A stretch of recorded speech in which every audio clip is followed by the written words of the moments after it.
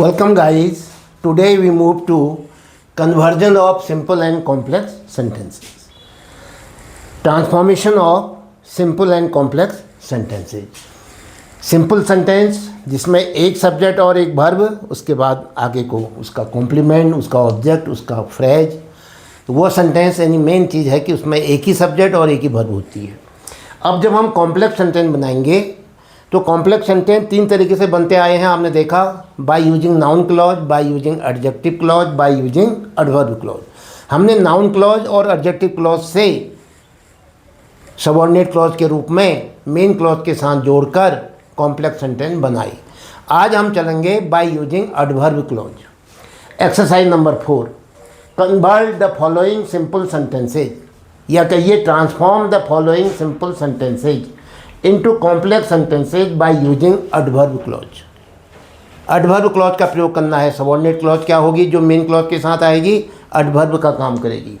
Exercise number 4, sentence number 1, owing to poverty he can not pay his dues. बीमारी, owing to poverty गरीबी होने से, गरीबी के कारण, गरीबी धारण करने से, ही can not pay his dues, वो अपने देयकों का भुगतान नहीं कर पाया। तो क्या कहोगे? दो बातें हैं, ही can not pay his dues, ये तो सही हो गया, ये तो मेन क्लॉज आपको मिल गई।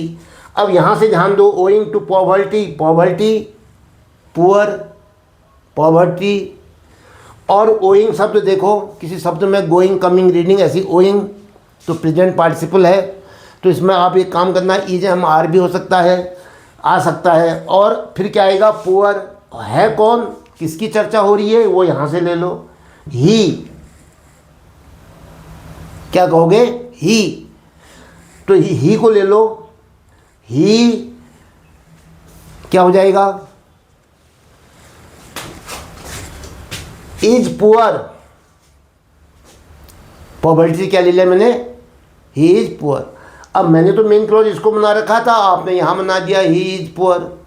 अगर मैं कहता हूँ सो ही can not pay his dues, इसलिए वो अपनी फीस नहीं दे सकता, तो पहले का रिजल्ट दूसरे में आ रहा है। बात भी सही है, गरीब है तो फीस नहीं दे सकता, लेकिन ये सेंटेंस कॉम्प्लेक्स नहीं है, ये कंपाउंड सेंटेंस है, परिणाम बता रहा है। तो यहाँ पर क्या हो जाएगा? कंपाउंड तो बनाना नहीं है हमने, तो कॉम्प्लेक्स बनाना है। तो इसलिए ऐसा करो, इसको अगर आप एडवर्ब क्लॉज बना देते हो तो मेन क्लॉज तो आपने पहले से ही रखा हुआ है, तो मेन क्लॉज कैसे बनेगा? क्योंकि वह गरीब है, क्योंकि वह गरीब है, एज, और एज से शुरू करो, जो बिकॉज होता है वही काम करता है भी। Adverb clause of reason, fees न देने का, ड्यूज न देने का कारण, एज। अब ये ही को ले लो, ही इज पुअर, ठीक हो गया, कॉमा लगाओ जो किसका काम करेगा? सो का, इसलिए ही can not pay his dues. तो पहले मैंने एडवर्ब क्लॉज लिख दिया, as he is poor, poverty से क्या ले लिया मैंने? एडजेक्टिव पुअर, कॉमा, ये क्या आ गया आपका? Adverb clause of reason. अब लो मेन क्लॉज, मेन क्लॉज आपके पास है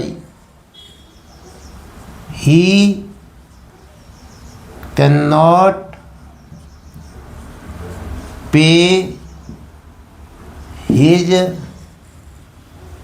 ड्यूज, वो अपने देयकों का भुगतान नहीं कर सकता है। ध्यान दो, as he is poor, adverb clause, he can not pay his dues, क्या हो गया? Main clause. दोनों मिलकर के क्या बना रहे हैं? एक सेंटेंस बना रहे हैं, जिसको हम क्या कहते हैं? Complex sentence. Number 2,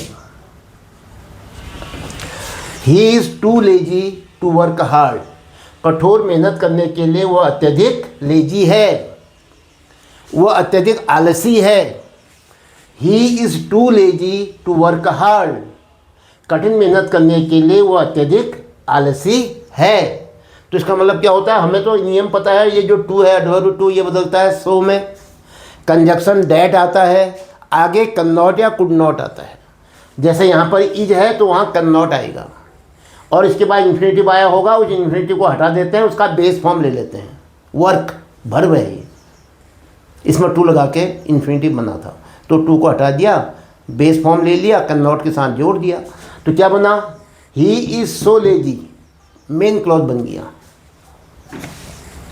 he is so lazy, फिर डैट, और सब्जेक्ट क्या आएगा अगले क्लॉज का, यही ही आएगा, ही can not work hard,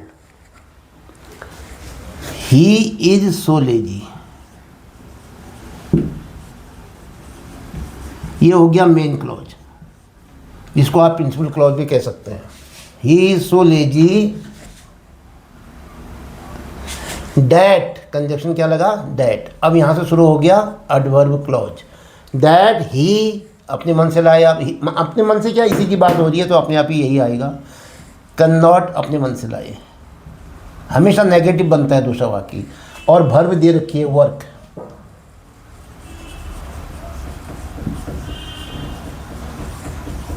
he can not work hard. ध्यान दो, he is so lazy main clause, that he can not work hard, क्या आया, adverb clause, adverb clause of effect, adverb clause of result, कुछ भी कह सकते हो। तो इसको मैं ले लेता हूँ एडवर्ब क्लॉज ऑफ इफेक्ट। लो, मेन क्लॉज के साथ जुड़ा, एक सेंटेंस बना जो क्या कहलाएगा, complex sentence. Number 3,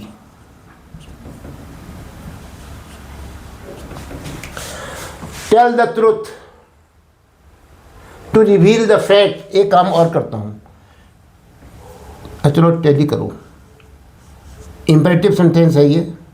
tell the truth, सच बोलो, सच बोल दो।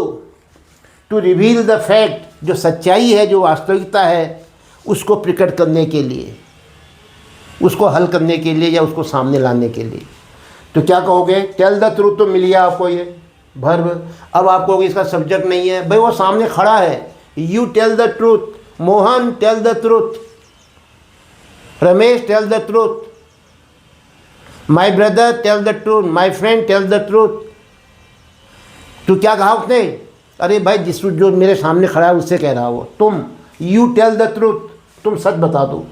टू रिवील द फैक्ट, क्यों, ताकि सच्चाई सामने आ सके, वास्तविकता सामने लाई जा सके। तो क्या होगा, टेल द ट्रूथ तो मिल गया आपको, ये तो मेन क्लॉज होगी। अब to reveal the fact, the fact सच्चाई, एक तो ये है रिवील प्रकट करना, तो क्या होगा, परिणाम। सच बोलोगे तो क्या होगा, उसका परिणाम क्या होगा, सच्चाई सामने आएगी। तो क्या बनाओगे, उसको एक क्लॉज बनाओगे। क्लॉज का मतलब सब्जेक्ट और वर्ब। चलो मेन क्लॉज तो आपने ले ली, अब यहाँ क्या होगा, सो दैट, इसको नाउन बना दो। द फैक्ट, यहाँ क्या था, present, can be revealed, passive में ले लो, ताकि सच्चाई को सामने लाया जा सके। भाई मेरे दोस्त, सामने जो खड़ा है उससे कह रहा है सही सही बात बता दो, ताकि सच्चाई को सामने लाया जा सके। पैसिव में आ रहा है, क्योंकि जो बोलने वाला है या जो आदमी कह रहा है वो कोई थर्ड पार्टी है। अब क्या लिखूँ मैं, पहले मेन क्लॉज बताओ, टेल। अब आप कहोगे इसको आप यू क्यों नहीं लिख रहे हो, आप जानते हो कि इंपेरेटिव सेंटेंस में वो क्या होता है, अंडरस्टूड होता है, छिपा होता है। टेल छिपा नहीं होता है, अंडरस्टूड होता है। Tell the truth,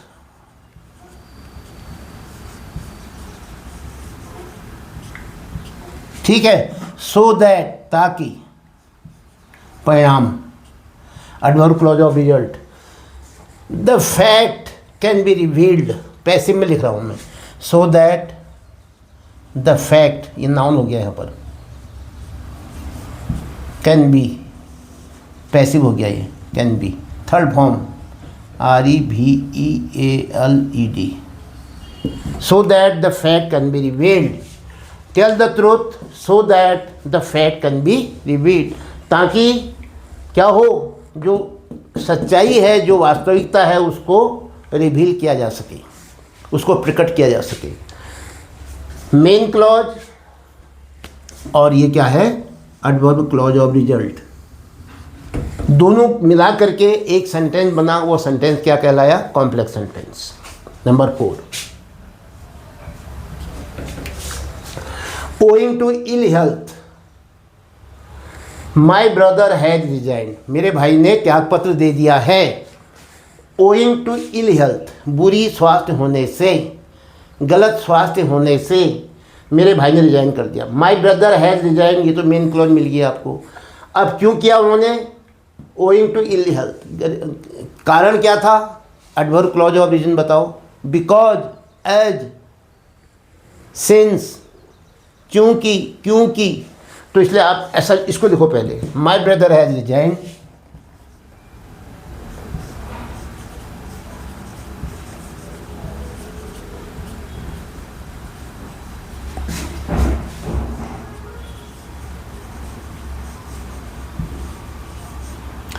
my brother has resign, मेरे भाई ने त्यागपत्र दे दिया है क्योंकि वह बीमार रहता है। हैज रिजाइन प्रेजेंट टेंस है। बिकॉज ही इज इल, क्योंकि वह, अब हेल्थ की ज़रूरत नहीं है, ही वियर्स इल हेल्थ, क्या फ़ायदा ऐसी मेन वर्ब ला के। Because he is ill, my brother has resign, adverb clause of reason, because he is ill, क्योंकि वो बीमार है। तो because he is ill, adverb clause, my brother has resign, main clause, दोनों को मिला के एक सेंटेंस बना जो क्या कहलाया? Complex sentence. Number 5, the boy did not go out due to rain, लड़का बाहर नहीं जा सका ड्यू टू रेन, वर्षा के कारण। देखो मेन क्लॉज तो आपको मिल गई, the boy did not go out, लड़का बाहर नहीं गया। क्यों नहीं गया? क्या कारण था? ड्यू टू रेन, तो रेन मतलब वर्षा हो रही थी। अब लेकिन एडवर्ब क्लॉज के लिए आपको क्या चाहिए? कंजक्शन। वो क्या है? समय की ओर बता रहा है वो, एडवर्ब क्लॉज ऑफ टाइम। उसे रीजन भी है ये, तो इससे रीजन से ज़्यादा अच्छा लग रहा है। क्यों नहीं गया? क्या कारण था नहीं जाने का? एज इट वॉज रेनिंग, यहाँ डिड नॉट आया है ना, मैं इसलिए क्या ले रहा हूँ? एज के साथ इट वॉज। इट अपने मन से लाना पड़ता है, वर्षा होना, मौसम, समय, इसके लिए इट आता है। तो ये जो एज आता है ये शुरू होता है, यानी इससे स्टार्ट लेनी पड़ती है, क्योंकि वर्षा हो रही थी। एज इट वॉज रेनिंग, ये बन गया एडवर्ब क्लॉज ऑफ रीजन। लीजिए, ड्यू टू रेन को मैंने बदल दिया, केवल इतना हमें हिंट मिला, हमने एक सेंटेंस बना दिया, या कहो एक क्लॉज बना दिया, कॉमा। अब लो main clause, the boy did not go out.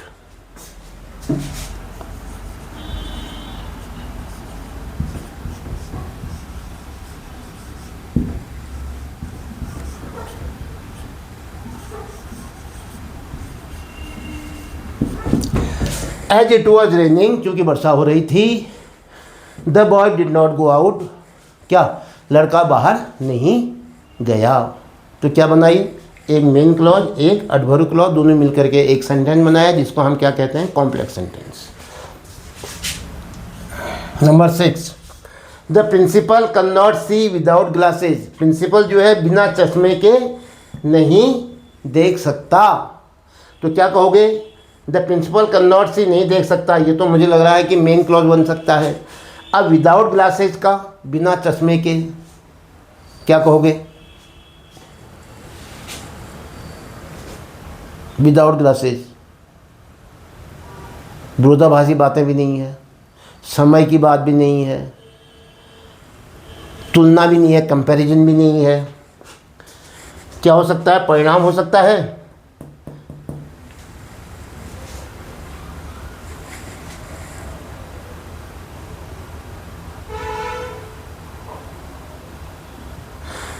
यह शर्त है, कंडीशन है। चश्मा पहनेगा तो देखेगा, चश्मा नहीं पहनेगा तो नहीं देखेगा। मुझे तो लग रहा है ये कंडीशन है, एडवर्ब क्लॉज ऑफ कंडीशन। किससे शुरू होता है? आप जानते हो कि कंडीशन इफ से, एज से, सिंस से। तो एज सबसे इफ सबसे बढ़िया है। इफ द प्रिंसिपल, विदाउट को क्या कर लो? नेगेटिव वर्ड है, और यहाँ क्या था? कैन नॉट था, प्रेजेंट में है ये। तो क्या कहोगे? If the principal has no glasses, अगर प्रिंसिपल के पास चश्मा नहीं होता है या अगर प्रिंसिपल चश्मा नहीं पहनता है। If the principal does not wear glasses, clear हो गया, ही कैन नॉट सी, वो देख नहीं सकता। विदाउट को हमने विदाउट से हमको मिला, अगर वो चश्मा नहीं पहनता है, विदाउट का मतलब बिना चश्मे के होता है, इसका मतलब जब वो नहीं पहनता है। हमें तो सेंटेंस चाहिए ना, क्लॉज चाहिए, तो क्या कहोगे, या समय ले लो, वन से भी बनता है एडवर्ब क्लॉज और रीजन, देखो नहीं condition, when the principal does not wear glasses, as से भी बनता है, एज,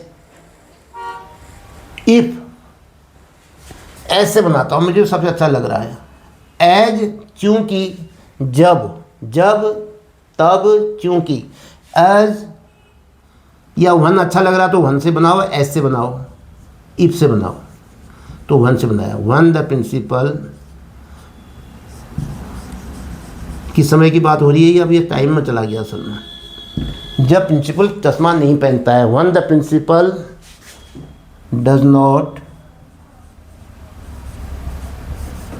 वियर ग्लासेज,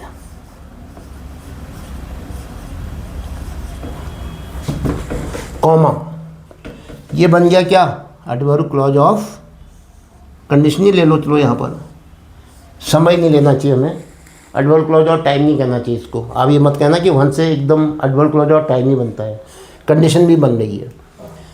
अब दूसरा ले लो, the principal can not see, the principal की जगह में क्या आएगा, ही क्या बना, can not see, he can not see, वो देख नहीं सकता। He can not see, principal clause, when the principal does not wear glasses, adverb clause of condition. तो क्या बना, दोनों सेंटेंस मिला के, दोनों क्लॉज मिला के क्या बना, एक सेंटेंस, क्या कहलाएगा, complex sentence. Number 7, do according to your parents, अपने माता पिता के अनुसार कार्य करो, एक सेंटेंस है।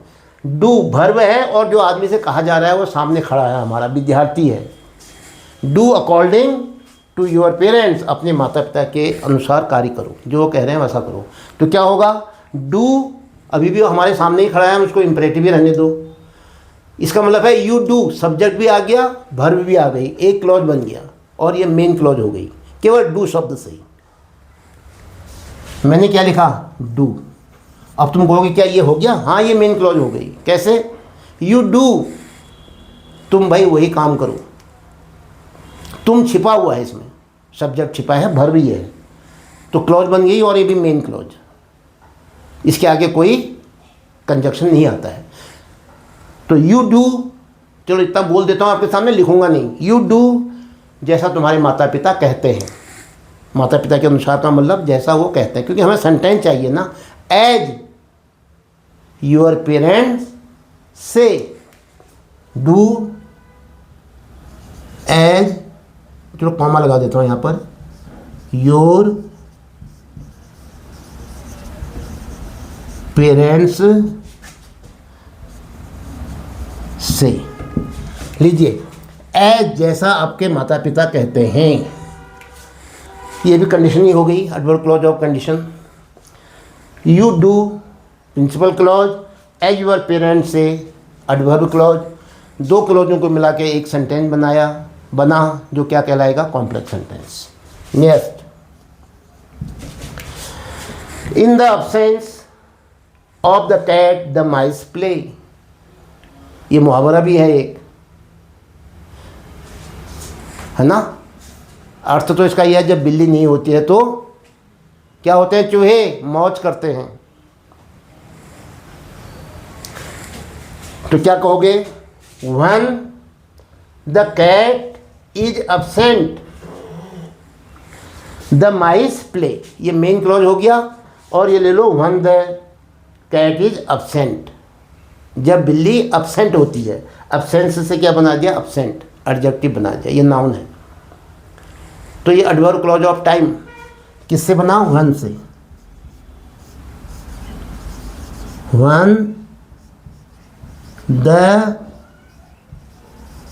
Cat is absent। In the absence का मतलब बता दिया, when the cat is absent, और इसको मैं अंडरलाइन कर देता हूँ, ये है एडवर्ब क्लॉज ऑफ टाइम। अब मेन क्लॉज लाओ, द माइस प्ले। द माइस मतलब होता है चूहों का दल, प्लूरल नंबर में है, द माइस प्ले।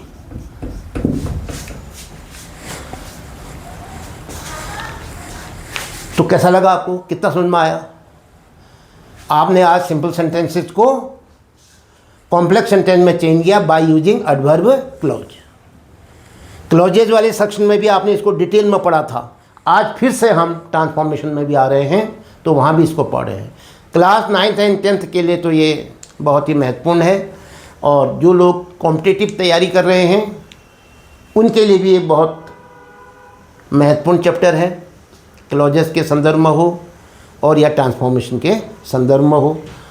तो ये वीडियो आपको कैसी लग रही है, कितना समझ में आ रहा है, आप कमेंट बॉक्स में अपनी राय दें, अपने दोस्तों अपने मित्रों को भी इसको शेयर करें, और चैनल को सब्सक्राइब करना न भूलें। इसके साथ ये वीडियो समाप्त होता है। जय हिंद।